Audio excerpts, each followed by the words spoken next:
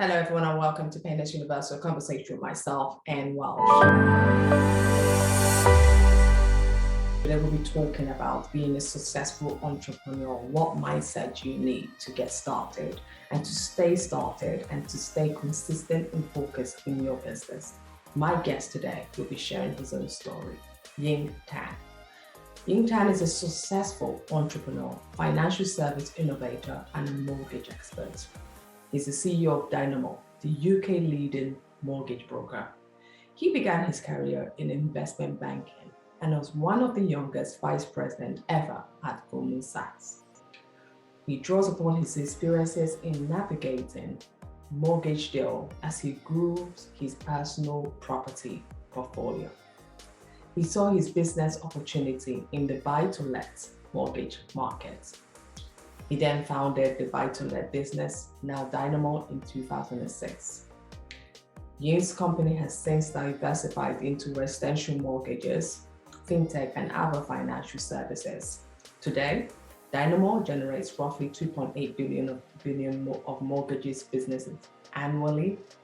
He has an annual turnover of 12 million and employs 200 members of staff. Amazing. From someone who comes from truly humble beginnings. But what's more important is that you could gain a piece of what he does because he's now an author. He's written a book titled, Don't Push Too Many Trolleys. As we all know, we live in a world where we always think we should do so much. He'll be giving his own advice, why he wrote this book and why this book is so important, and lessons of his own past. Lessons of how he's become successful from humble beginnings. So excited to talk to Ying, to understand his own journey, share his story. Meet my amazing guest, Ying Tan, as we share his beautiful story. Well, hello everyone, and welcome again to Painless Universal, a conversation with myself and Welsh. As I said in my introduction, if you're a serial entrepreneur, if you're looking for, if you're someone actually who's just gone through challenging times, or someone who life has been, you've been an entrepreneur, you've been an investment banker, you are from a diverse background, and you've always asked yourself, what does this life really have for me? Today's conversation is truly for you. Ying Tan is a serial entrepreneur, wealth of experiences, so multiple things he does. Another exciting thing about him, he's an author. I will be talking about that because that book, I have my own copy here. It's truly an amazing book, which I will recommend everyone gets a copy. Ying, how are you today? Yes, really good. Thank you so much for having me on here. Super excited to kind of share some stories and be on your show, really. So yeah, thank you for having me, and welcome to the audience. Thank you so much for joining us. I'm really honored to have you because your world and what you do is really multiple. You've done quite a number of things. People always think when people see people now successful that it just happened overnight, but it wasn't that. In your case, it wasn't always like that. But before we get started into any of this, who are you? How would you describe yourself? It's a great question, and I could make it long, but I'll keep it brief. In terms of just a high level synopsis. I guess first and foremost, I'm a family man. You've already mentioned an entrepreneur. I'm certainly a serial entrepreneur. I live and thrive on building and founding businesses.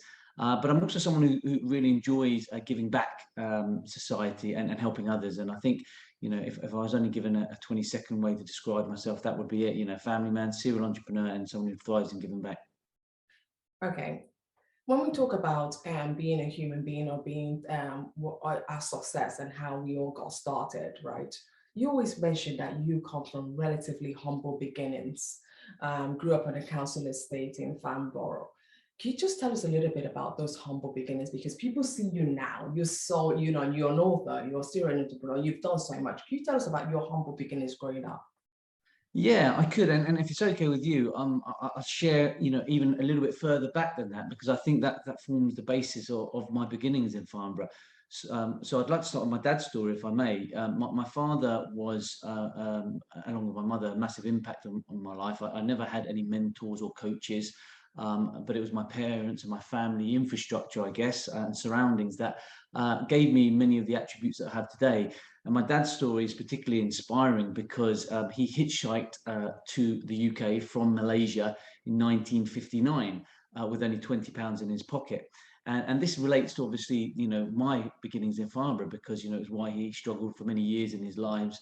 And that's where we ended up in Farnborough.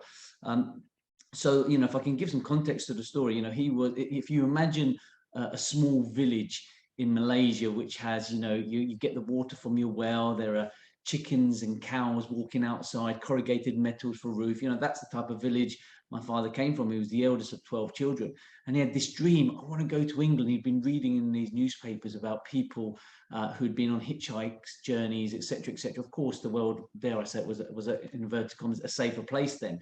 And so he went to his father, and he said, look, I want to go on this journey to the England. The first thing the father said is, no chance, you're not going, you're the eldest son, you've got to help here, work in the family business, etc., etc. But he was determined to go. He what he did in the end, he said to him, I'm determined to go, but his passport was put in the safe because his father didn't want him to go. So he managed to open the safe and grab the passport, said to his mother, goodbye, I'm going to go on this trip to England to find a better life for myself. And he left, and he still used to get really emotive about telling this story to me, many years later, up until, sadly my father passed away a couple of years ago, but even up to a few months before his passing, he used to share the stories with us, and it used to get really emotive about it, because it's almost a sliding doors moment. He was going to the train station, his father was chasing him, maybe a few minutes behind, and as he was in the train and the train was going off to the port to catch the ferry, the father got to the station, and he was shouting at him to come back, and of course the doors closed. And those were the days without WhatsApp, instant messaging, Zoom.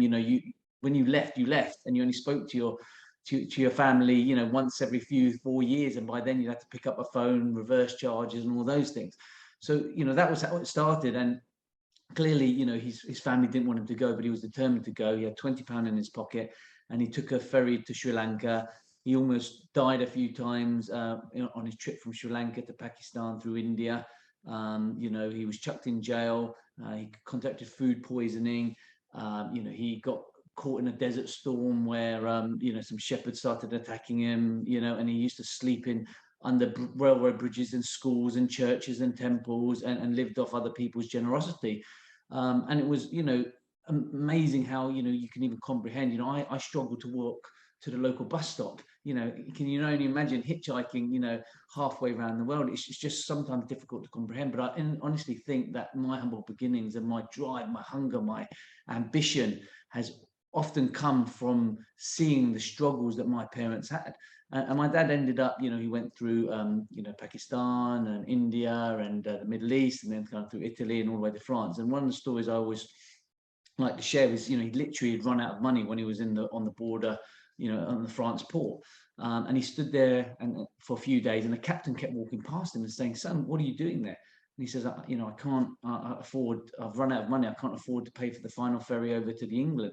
And he said to him, look, son, come with me, come onto my boat, and I'll take you across. And when you've got the money, send the money back to me. So the generosity of this captain of the ship who took him on board, was amazing. It allowed my father to go across. And he then kind of worked his way to London and worked as a kitchen hand in the Cumberland Hotel near Marble Arch. And that was his first job. This was the late 50s. He was 19 years old. And why that, there's so many great learns from that story, right? But the things that I learned from it is a couple of things which really are quite impactful on me. Number one is that if you say you're going to do something, you do it, and that's what he did. He said he was going to pay that captain back. He did. He could have run off, but his first paycheck, he then sent the money to pay for that ferry. And also, the thing that you must never ever realize is the ripple impact that your actions can have on everybody else. Because the generosity of that man getting my father across, I wouldn't be here clearly if it wasn't for him. And I think about all the people I've impacted in my life, and people I've trained at my business, and helped on various parts of their journey. The impact of what you do is not just about yourself. It's much bigger than that. It has such a profound impact on everybody else.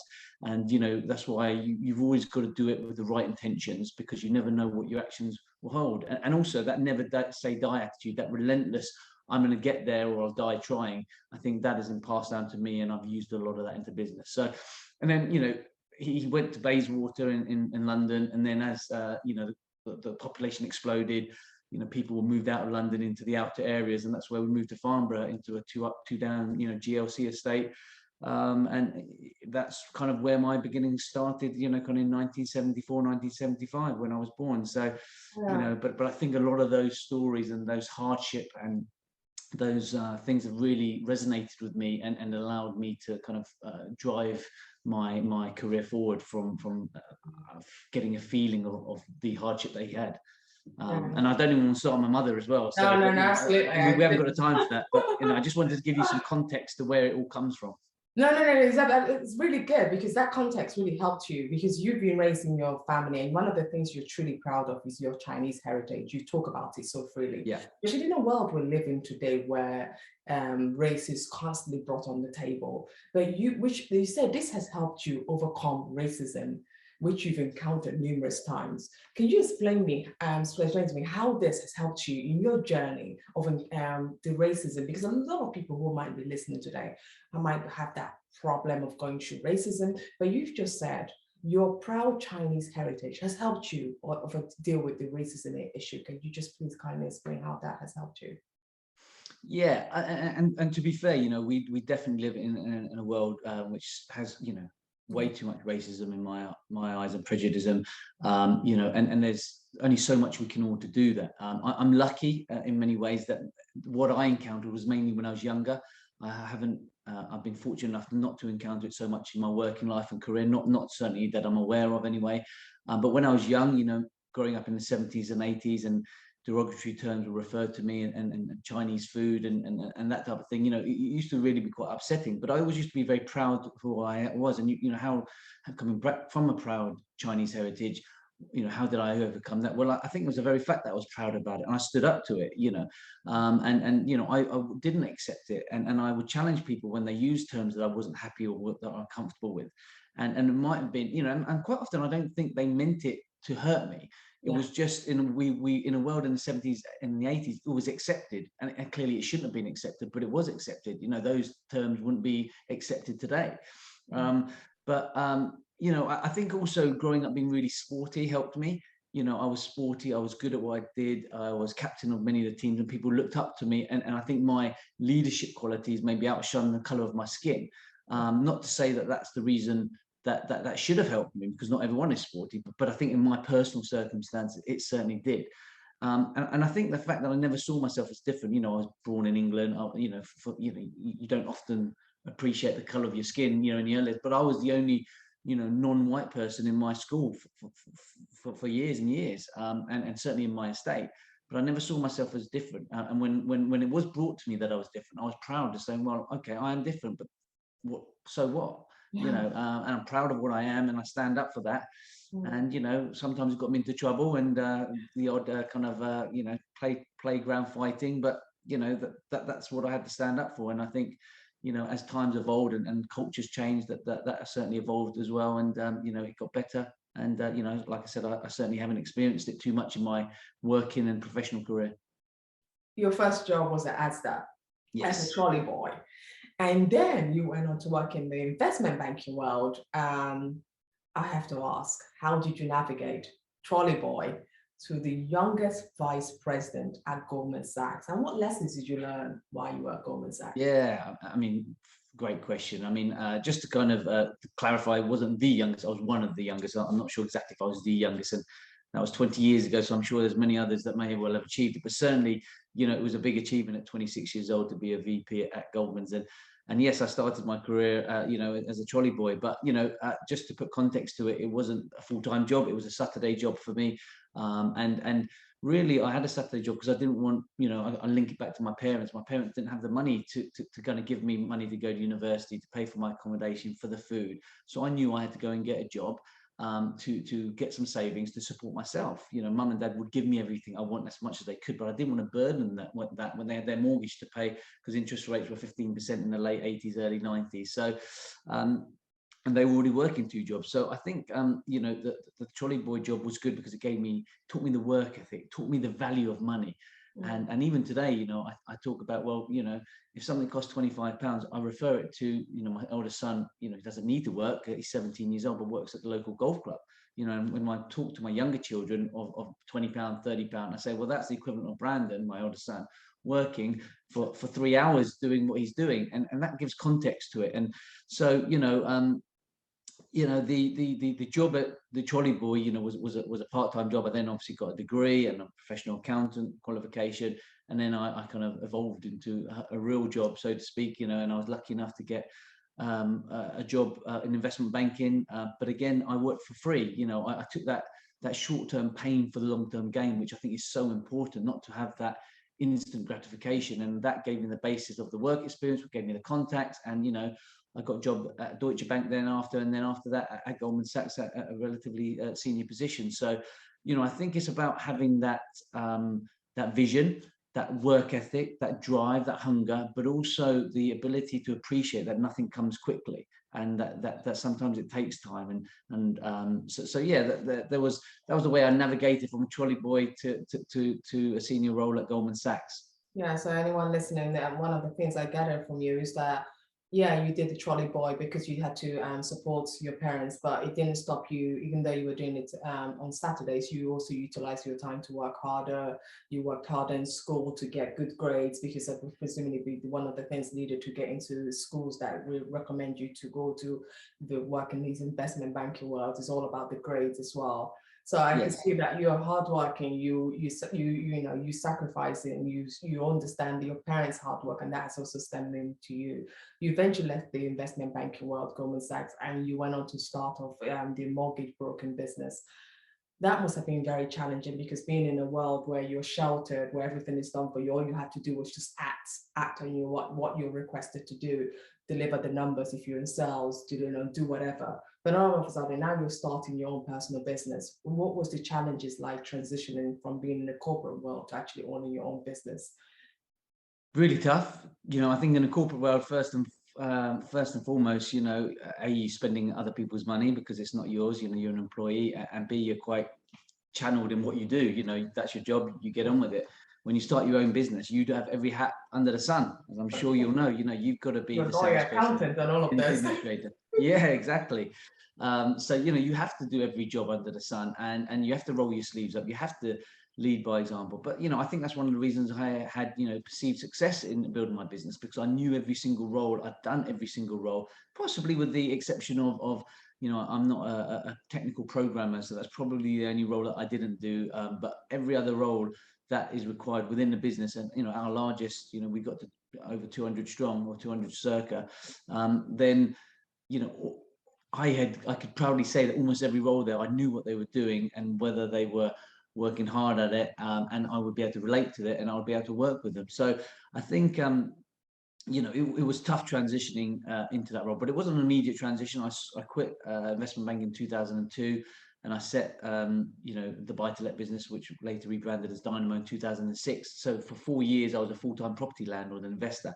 So I built up quite a large residential and commercial property portfolio. And that's actually what got me into the mortgage broking world, because I was going to my mortgage broker, telling them what to do, when to do, and how to do it. And I thought, blimey, if that's the best the mortgage world can offer, then I should do it myself. And that's what I did. And I chose a niche, which was buy-to-let, which I felt was underserved. And I just became the best at what we could. And it's a long, hard graft, but I'm very proud of what we've evolved, and the culture we build, the awards that we've won, and the journey we've come on. Yeah, I'm really proud of your work. I mean, I can't believe, because you went on to turning over in excess of 14 million. And many people who start business never see the end goal. How did you know in yourself to keep striving and keep building this thing? Because I must imagine you must have come across so many challenges along the way, but how did you know in yourself, I'm going to keep going? Yeah, and I relate that to the story of my father. Whenever I saw that, I can't imagine the hardship that he went through, and he had to keep going. He had to put his left foot in front of his right foot, because otherwise he wasn't going to go to the end of the desert. He sacrificed a lot, left his parents and family behind to seek riches in a foreign country, many, many miles away from where he was. So, any hardship I faced when building that business was easily overcome when I saw the sacrifices my loved ones made to get me in the position where I am, to give me the foundation, to have an education, to give me the opportunities I had. So, I think it's, I built a great business, and I'm very lucky to that. And I think you've got to build trust. within the team that you're building. You've got to be able to scale a business. You've got to recruit well. Don't be afraid to make those tough decisions when you haven't recruited well. And you have to have a vision. And I don't just mean to have a vision and a business plan, because you clearly have to pivot from that, but you have to almost visualize what you want to achieve. That's something that I find I do really well, is I visualize, every time I was wanting to grow, I visualized a bigger Christmas party, a bigger office space. And that used to encourage me to kind of make my decisions on a daily basis to achieve those visualizations and manifestations. So, I think, I clearly I was lucky along the way, but as I'm sure many people say, you make your own luck. But I think you've got to be very decisive, be very relentless in your pursuit and what you want to do, and keep working hard, because it isn't a straight line. Success, growth, scaling a business doesn't happen overnight. You've got to appreciate the long-term game. For many months and years during the credit crunch, I didn't pay myself, and I'm not looking for anyone to get the violin out, but I didn't pay myself. And it's the same thing when I got a job during work experience, not getting myself paid, is because, okay, that's in the short term, it's not good.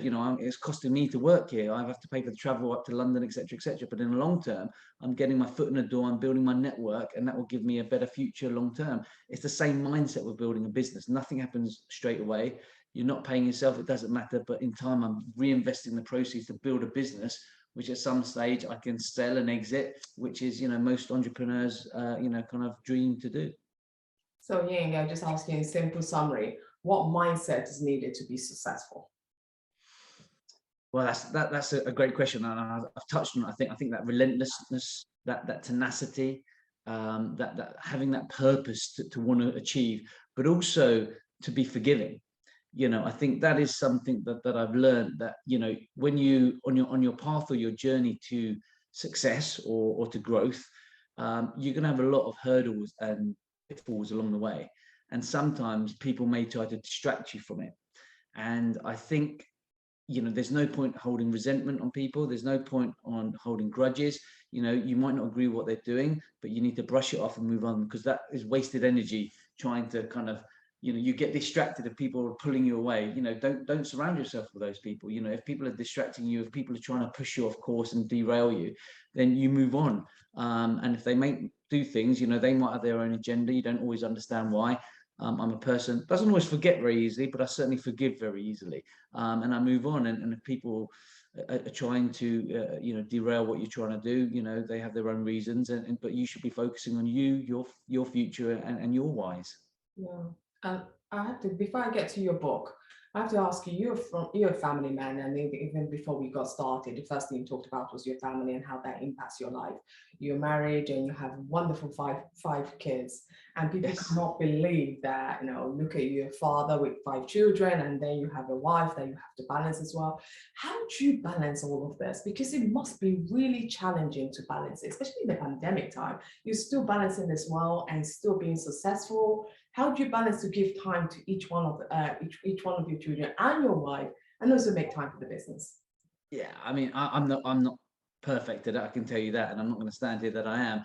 But what you've got to wind about. Firstly, I'm blessed to be married to a wonderful wife who does a lot of great things, and he's clearly there with me side by side. And whilst I might have the success of the business, I'm only allowed to do that with her by my side, to do all the great thing that she does. But when my eldest is 17, my youngest 2 girls are twins, obviously, and they were coming up to 3 years old now. And I guess I'm lucky that I put the hard graft in the early years. So I built a very strong, scalable business where I didn't have to work 15-hour days like I used to in the first few years of the business. That I put the hard graft in to be able to build a business that was a well-oiled machine. And I built a team around me so I could leave at 4:30 in the last couple of years before I sold and exited the business to do the bedtime bars. I could come into work at 8:30, 9 o'clock and do the school run, because I built a team that was already scaled and the business working. But that's all very well, and I can easily say now that I got the balance right. But did I get the balance right in the early years? Probably not, because I knew I had to put all those extra hours in the early days to build a business in the first place to reach that stage. But I also bring it back to your why. What is the reason why you do what you do? And a lot of it is my parents. I wanted to make my parents proud. I wanted to make sure that their sacrifice and hard work wasn't for nothing. But, as I got older and had my own family, clearly my why is my own children, and what I've done, and I want to give them lots of opportunities. I don't want them to take things for granted. I don't want to have a silver spoon. I want to make sure they work for things, understand the value of money, but at the same time, I want to provide for them and give them the best life I can. And if that's your why, then there's no point working hard at business if you don't have the time to do all of that, to spend with them. Because when we're on this world for a short period of time, 80 to 100 years, if we're extremely lucky. Yes. But the universe is 13 billion years old. We're on it for a little speck of this time. And when you die, you can't take all your material possessions with you. You can only leave that behind your legacy, memories, and that's created with the people you love. So I'm not perfect. I'm not going to stand there, I've got it perfect. And, if you ask my wife, she probably says I don't spend enough time, but I certainly consciously try every single day to make time, to make sure I do the school runs, to go and watch all the football matches, and also, most importantly, try and be there and listen, and talk to each other in a world where we live, where there's so many distractions of social media and and that type of thing. I think you've got to make time to listen, and that's for your family and all the people around you. That's very true. I think that that's a wise answer, because it's true. A lot of people think that it's overnight that we can make it work with family, but it's just a balancing act. And some days are good, some days are not good. Some years are good, and some years are not going to be perfect. But we will also always learn along the way, because it's also the kids also need that support. They like when their parents are successful. They like when their parents are doing well, because they will be able to provide the basic stuff. So I love that answer. That initially wasn't always easy, but now you've learned to manage things along the way. Now we're going to get to your book. Your book, don't push too many trolleys, which is something so many of us do. We're doing so much. We think it's easy. Oh yes, let's do it. Let's push this. Let's push that. Let's do this. But you've written this amazing book. I've read it all. Thank you so much for giving it. Thank you for reading it. It's amazing. Don't push up too many trolleys. My favorite chapter was chapter 9. Be ambitious, not greedy. I love that chapter, because I think we are so ambitious, but sometimes we don't know the fine line. The fine line, we're getting there. So when your book, you share your personal stories and key principles that underpins your success in business and life. In a few summary, for anyone who hasn't read your book and wants to read your book, wants to know more, tell me a little bit about your book. Yeah, well, it's about being the best version of yourself first and foremost, and to appreciate that life and business is not a straight line that just goes up like that. It has lots of ups and downs, and those downs shouldn't be looked at as negatively. Life will give you all the lessons you need, I often think, and if you have a bad experience or a bad life lesson, maybe because you're pushing too many trolleys, juggling too many balls, spinning too many plates, then as long as you learn from that, and the next time you encounter a similar situation that you act differently, then that lesson, that downside, that challenge, that dip in that curve on the way up is a good thing. And as long as we treat that as like that, then we'll have that right mindset and positivity attitude that will help us get forward in life. So, I think that the book really brings together my own personal experience. It's not about this is how you become successful, whatever success means. This is how you become rich. There's lots of books like that. It was more about, well, this is my story, and this is how I've learned. I'm not perfect, and this is what my journey has been like. You choose your path. I'm not telling you to be a property investor or an entrepreneur or a landlord. The book is really for anybody who wants to better themselves, both professionally and personally. It's not necessarily just for entrepreneurs or people who want to build and scale businesses like I have, or have 5 children. So, I think. That's really in a crux, what the book's about, and hopefully, those that have read it will enjoy the story. I did. So when did you learn that you've crossed the line? Because you really talk very, very much about this. When did you learn in your own experience that you're starting to cross the line, and how do you give tips about it? So in case anyone would. Yeah, well, I mean, greed and ambition, what's the difference? Greed is I guess is where you're constantly looking to acquire things, and you don't get who's in your way, and you have that negative mind. I'm going to get there. I'm not going to stop till I get there, and I'm going to push everything out of my way until I get there. And that's good to be single-minded sometimes, but at the same time, you will definitely, if with that mindset, you will definitely cross the line, and that's when you're greedy. To me, ambition is about focusing more on your inner self, about growth, how you can enhance your life and importantly, the others around you.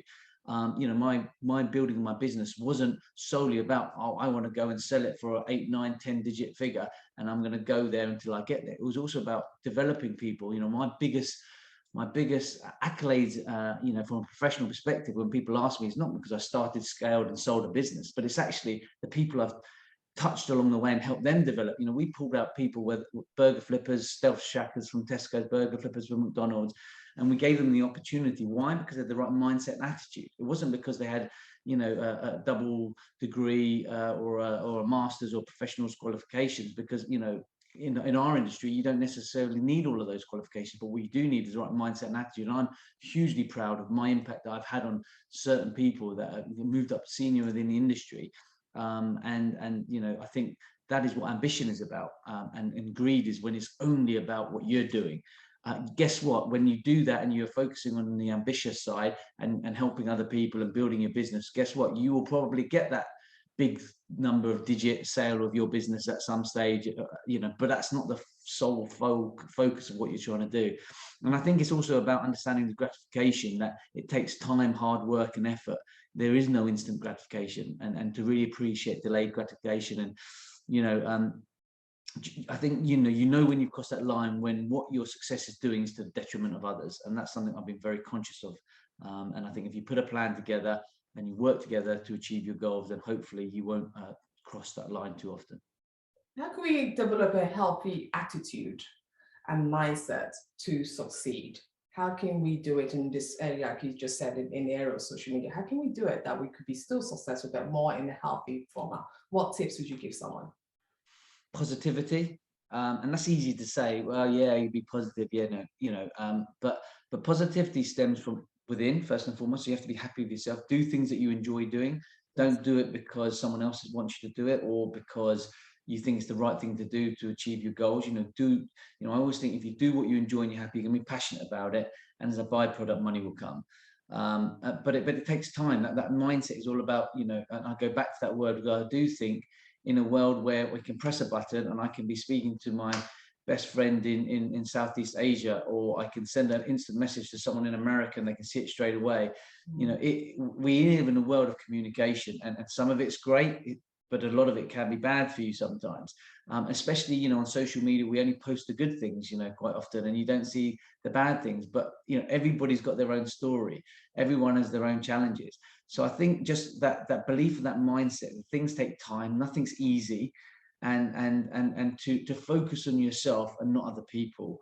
And other people's successes, because there's always going to be someone richer than you. There's always going to be someone better looking than you. There's always going to be someone more successful than you, you know, but focus on yourself and be the very best you can.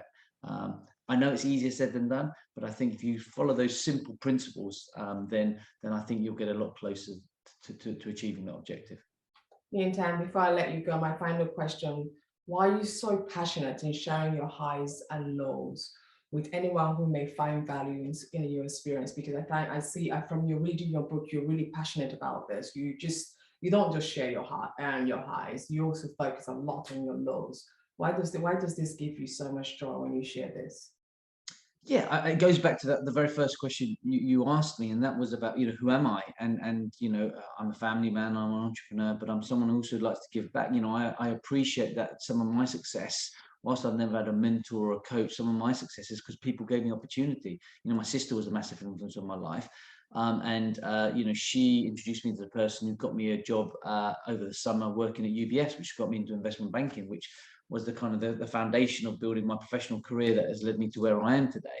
You know, she also introduced me to someone who sold a 2-bedroom apartment in Wimbledon. You know, that was the first development project I did, which helped me build my property portfolio. I am one of those real sentimental fools that never forget where I come from. I never forget who people helped open doors for me. And therefore, you know, and I still message those people because they're still certainly in my sister's world. And I say, you know what, you don't appreciate the impact you've had on my life. You don't appreciate that one or two things that you said to me, or the one or two things that you did for me, has helped me on my career path to achieve where I am today.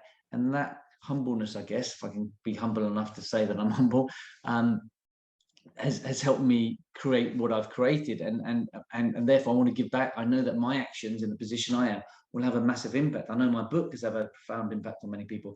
The people that have come, who I've encountered during my business, that had the fortune to lead them and to manage them, that some of the words I say to them has a profound impact on the direction of their life. So I never take that for granted, and because I'm in a position where I can influence people, it's something that is very important to me, that I can give back, and help them in their journeys, and that gives me the greatest satisfaction. I'm so honored. I'm really delighted to spend this this time with you to understand what you've done, your work, your journey as well, how you balance life, because a lot of people, this is one of our struggles, is our balancing act. Anyone looking for your book, where's the best way for them to get a copy? Probably Amazon. If you put in Amazon, don't push too many trolleys. It's available at most kind of bookstores, online certainly, but don't push too many trolleys in, and it should be the highest ranking there. And then click on it, and good luck. Enjoy the book, and if there's anything I can do, I can be reached on social media, probably best on LinkedIn, and I'll always support where I can, be supportive of what you're doing. So yeah, thank you. Oh, thank you so much. I really appreciate this time, and I wish you all the best with the book. And also, I hope we have a further conversation when you write your next book as well. Thank you. Yeah, well, I'm not sure I'm quite ready for that one yet, but we'll see how it goes. But thank you, and it's been a delight spending time with you and getting to know you, and a massive shout out to you and your viewers and what you do for the community. So thank you for all your efforts, and wish you all the best. Thank you so much.